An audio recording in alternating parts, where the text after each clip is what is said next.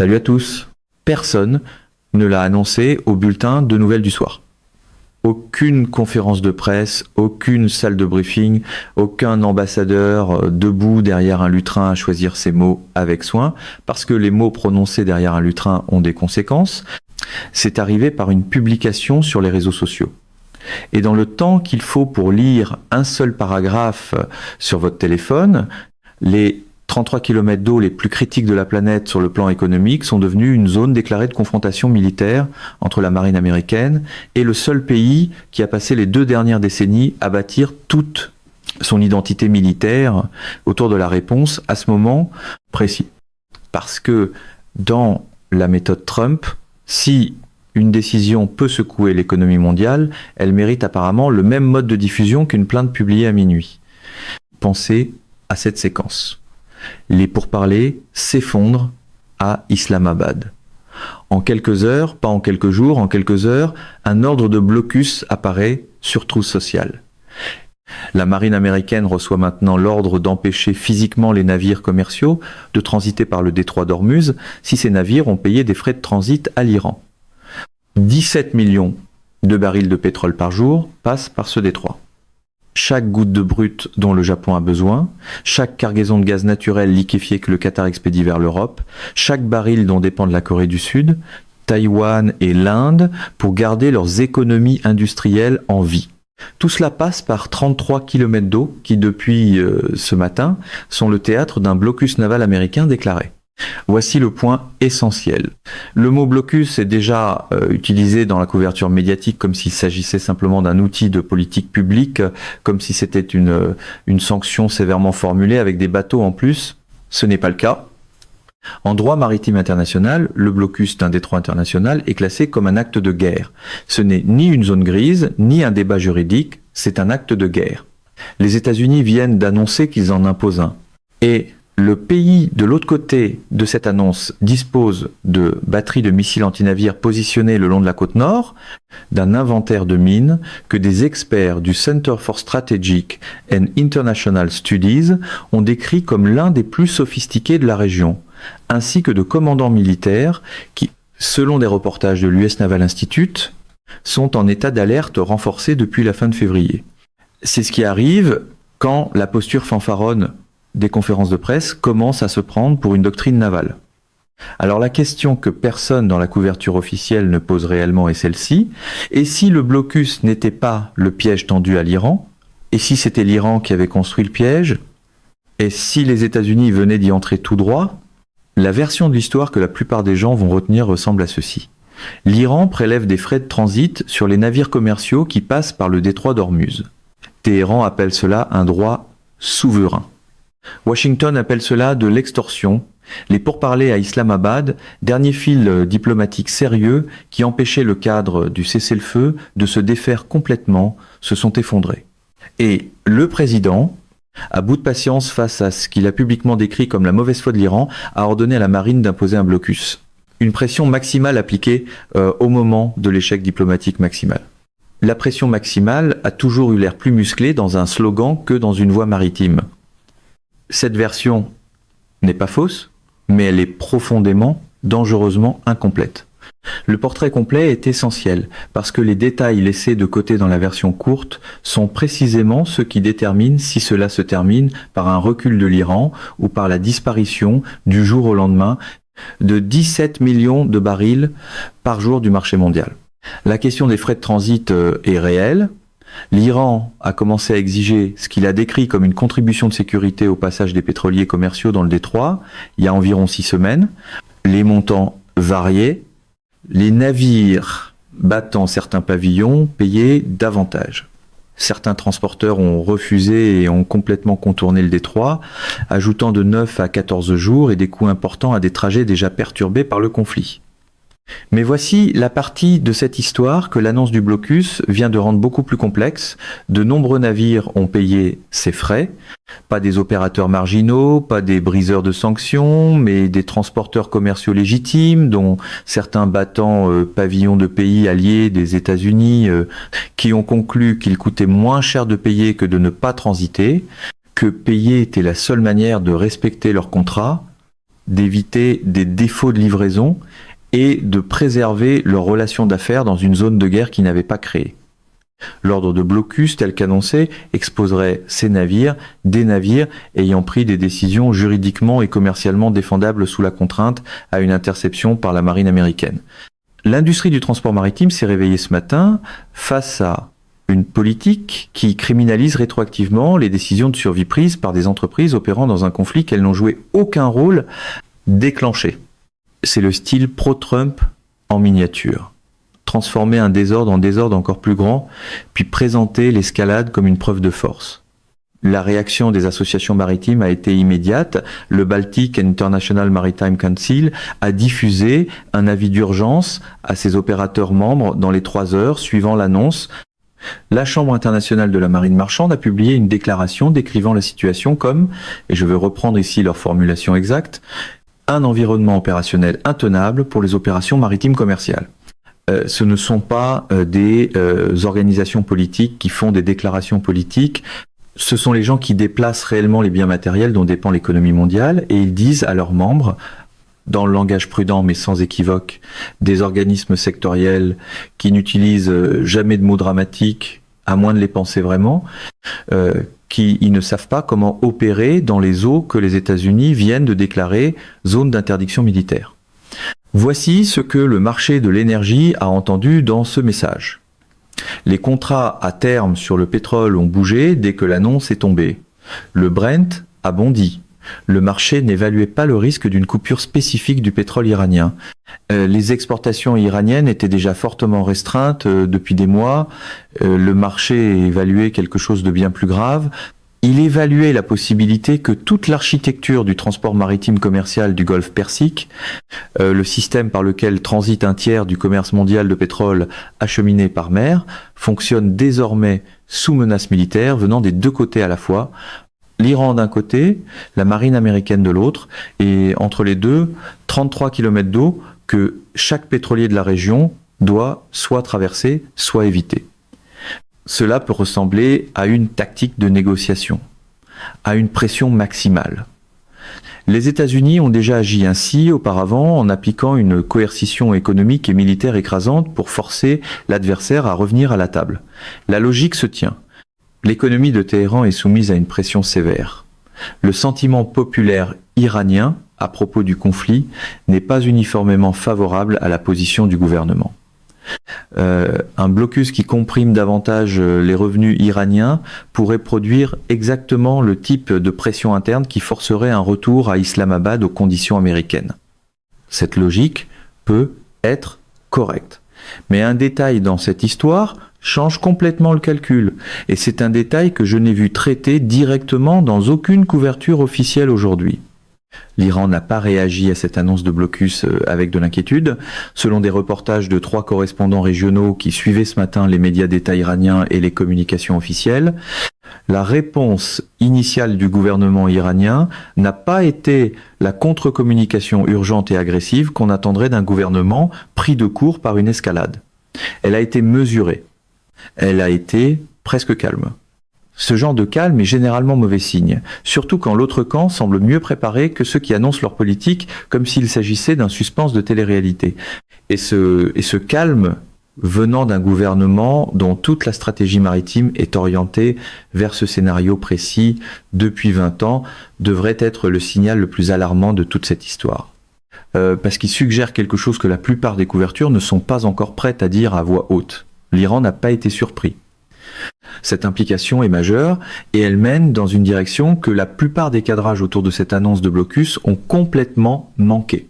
Les États-Unis viennent de déployer leur outil coercitif le plus puissant dans le domaine maritime, un blocus naval, le genre d'instrument qui, dans la logique stratégique conventionnelle, devrait plonger les dirigeants iraniens en mode crise, en train de lancer des scénarios d'urgence et de tenter de gérer une escalade à laquelle ils n'étaient pas préparés. Et pourtant, la réponse a été calme. Voici pourquoi. C'est la partie qui paraît presque trop commode pour être vraie, mais les preuves ne sont pas obscures. Elles sont documentées, publiques, et elles se trouvent en pleine vue dans la littérature des études stratégiques depuis des années. toute la posture militaire de l'Iran dans le détroit d'Ormuz a été conçue spécifiquement pour être déclenchée par un blocus américain. Non pas pour survivre à un blocus, non pas pour lui résister, mais pour être déclenchée par lui. Les Iraniens ont une doctrine. Elle porte un nom. Elle s'appelle Mosaic Defense et elle a été développée à la fin des années 1990 et au début des années 2000 en réponse directe à la domination navale américaine dans le Golfe Persique. L'idée centrale de cette doctrine est la suivante: l'Iran ne peut pas vaincre la marine américaine dans un engagement naval conventionnel. Il ne peut pas surclasser en puissance de feu les groupes aéronavals américains. Il ne peut pas gagner un combat symétrique en mer. L'Iran n'a donc jamais construit une force destinée à gagner ce combat.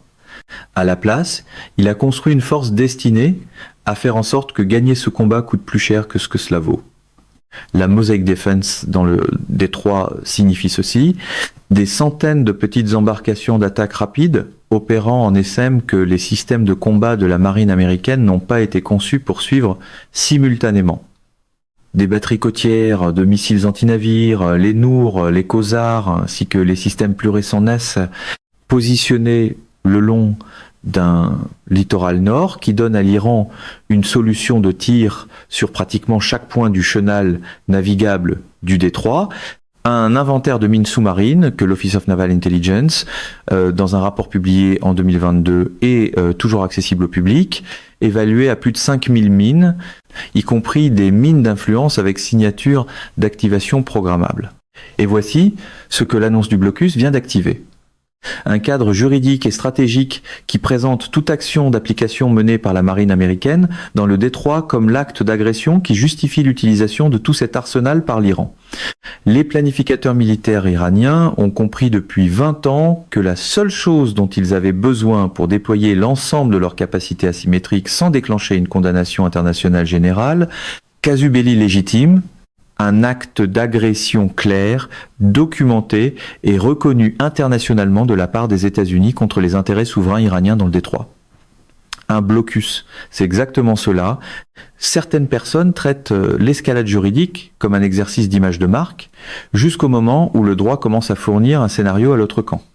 En vertu de la Convention des Nations Unies sur le droit de la mer, de la Convention de Genève de 1958 sur la haute mer et du droit international coutumier de la guerre navale, le blocus d'un détroit international déclenche l'article 50 et 1 de la Charte des Nations Unies. Il donne à l'Iran le droit légal de répondre par la force en état de légitime défense, non pas comme agresseur, non pas comme la partie qui escalade, mais comme la partie qui se défend contre un acte de guerre illégal. Les commandants iraniens n'ont pas besoin de présenter cela à l'interne comme une agression. Ils peuvent présenter chaque action militaire menée dans le détroit, chaque missile tiré, chaque mine posée, chaque essaim d'embarcation d'attaque rapide lancée, comme un acte juridiquement défendable de défense nationale contre un blocus que le cadre juridique même des Nations Unies classe comme illégal. Le piège n'a pas été tendu ce matin. Il a été mis en place sur plus de 2 décennies, méthodiquement, par un appareil militaire qui a étudié la doctrine américaine et compris que le scénario auquel Washington finirait un jour par recourir serait précisément celui-ci. Le commandant James Fanell, ancien directeur du renseignement de la flotte américaine du Pacifique, a décrit la stratégie iranienne dans le détroit dans un témoignage devant le House Intelligence Committee comme, selon ses propres mots, l'environnement de déni d'accès le plus minutieusement préparé auquel la marine américaine ait jamais été confrontée. Il a dit cela en 2019. Les systèmes qu'il décrivait ont depuis été modernisés. Comprendre cette histoire à travers le prisme de la coercition américaine, celui d'une marine puissante qui force un État régional plus faible à se conformer, inverse complètement l'image. Les 33 km du détroit d'Ormuz ne sont pas des eaux libres où la domination navale américaine opère sans contrainte.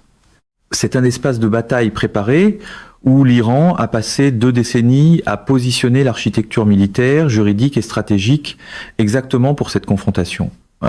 Ce matin, les États-Unis n'ont pas acculé l'Iran, ils sont entrés dans un coin eux-mêmes. Et entrer dans un espace de bataille préparé, tout en agissant comme si les caméras allaient arranger le reste plus tard, ce n'est pas de la dissuasion, c'est de la mise en scène avec des conséquences. Voici la variable que presque personne ne suit en ce moment.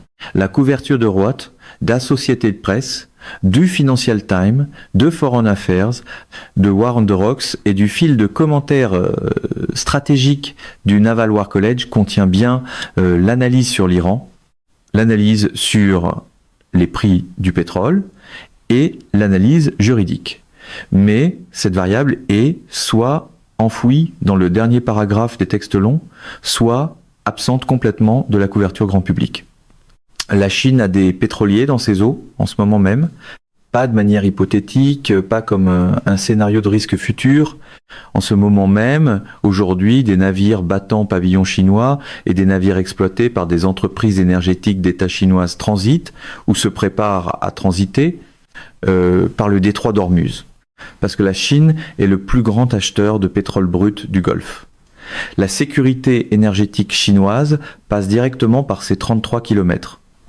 Et la Chine, contrairement aux États-Unis, a acheté du pétrole iranien tout au long de ce conflit à prix réduit, au moyen d'arrangements qui contournent l'infrastructure occidentale des sanctions, dans des volumes qui ont permis à des pans de l'économie iranienne de continuer à fonctionner dans des conditions qui auraient autrement été paralysantes. Or, les États-Unis viennent d'annoncer un blocus qui, tel qu'il est rédigé, pourrait autoriser la marine américaine à intercepter des pétroliers battant pavillon chinois qui ont payé des frais de transit à l'Iran. Ce n'est pas une expérience de pensée juridique hypothétique, c'est un scénario opérationnel auquel est attachée une probabilité réelle. C'est aussi le genre de scénario qui paraît audacieux dans des éléments de langage partisan et catastrophique dans un bureau d'assurance. Si un navire de la marine américaine arrête physiquement, monte à bord ou redirige un pétrolier d'État chinois dans le détroit d'Ormuz, ce n'est pas un incident entre les États-Unis et l'Iran.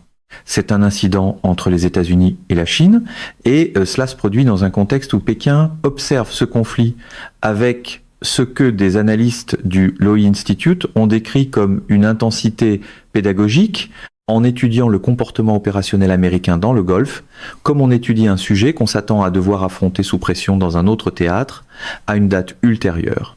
La réponse de Pékin à une interdiction physique dans un détroit international ne se limiterait pas à une protestation diplomatique devant le Conseil de sécurité des Nations Unies. C'est là qu'elle commencerait, mais la Chine détient de la dette du Trésor américain. La Chine contrôle les chaînes d'approvisionnement manufacturières dont dépendent les prix à la consommation aux États-Unis. La Chine a ses propres calculs en matière de liberté de navigation en mer de Chine méridionale, calculs que les États-Unis contestent régulièrement, et ces contestations ont jusqu'ici fonctionné à l'intérieur d'un cadre compris de gestion de l'escalade. Un blocus naval américain qui touche le transport commercial chinois fait éclater ce cadre.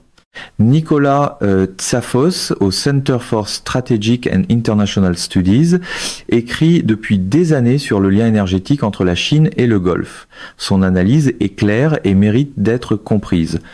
La Chine traite ces lignes d'approvisionnement énergétique comme un intérêt central de sécurité nationale. Une interdiction de navires chinois à Ormuz serait interprétée à Pékin non pas comme un différend commercial ou un désaccord juridique, mais comme une attaque directe contre les intérêts chinois de sécurité nationale. La réponse serait calibrée, mais elle ne serait pas passive. Il y a une faiblesse récurrente dans la communication de l'ère Trump, l'idée que toutes les autres capitales vont confondre la témérité avec de l'influence. Voici le deuxième joker, les États du Golfe, l'Arabie Saoudite, les Émirats Arabes Unis, le Qatar, le Koweït. Ces gouvernements exportent par le détroit. Leurs économies dépendent de son bon fonctionnement. Et ils ont tenté, au prix d'efforts diplomatiques considérables et d'un risque politique personnel réel, de maintenir un équilibre entre leurs relations sécuritaires avec les États-Unis et un arrangement régional praticable avec l'Iran. Le blocus ne complique pas cet équilibre, il le détruit. Parce qu'un blocus de la marine américaine dans le détroit ne menace pas seulement les navires iraniens, Il menace tous les navires qui transitent dans des eaux adjacentes au territoire des États du Golfe. Le pétrole saoudien y passe, le gaz naturel liquéfié qatari y passe. Toute l'architecture commerciale des Émirats arabes unis y passe. Ces gouvernements se retrouvent maintenant à voir leur principal garant de sécurité menacer physiquement les artères commerciales qui financent leurs budgets nationaux. Le gouvernement du prince héritier Mohammed Ben Salman a déjà multiplié les gestes vers la Chine qui ont déstabilisé Washington. Les décisions liées aux infrastructures de Huawei, les discussions sur le commerce du pétrole libellé en yuan, l'engagement auprès de l'Organisation de coopération de Shanghai, un blocus qui nuit visiblement aux intérêts économiques saoudiens, sans profiter à aucun État du Golfe, crée précisément les conditions dans lesquelles Riyad accélère ses mouvements et les présente publiquement comme une couverture nécessaire contre l'imprévisibilité de la politique américaine. Les alliés peuvent tolérer la pression. Ce qu'ils ont du mal à intégrer dans leurs calculs, c'est l'improvisation vendue comme du génie. Les États-Unis ont passé 70 ans à bâtir une architecture d'alliance dans le Golfe. Un blocus qui menace simultanément le transport commercial des États du Golfe, crée une possible confrontation entre les États-Unis et la Chine, et donne à l'Iran la justification juridique pour déployer l'ensemble de sa réponse militaire asymétrique. Ce n'est pas de la pression sur l'Iran, c'est de la pression sur chacune des relations que les États-Unis ont bâties dans la région, tout à la fois. Et le calcul derrière, tout cela a été annoncé par une publication sur les réseaux sociaux. Une superpuissance peut survivre à bien des choses, mais gérer la grande stratégie comme un fil personnel est une habitude particulièrement coûteuse. Mesdames et messieurs, notre émission d'aujourd'hui s'arrête ici. Nous vous invitons à partager votre avis personnel dans la section des commentaires ci-dessous. Plume Pratique vous salue et vous donne rendez-vous très bientôt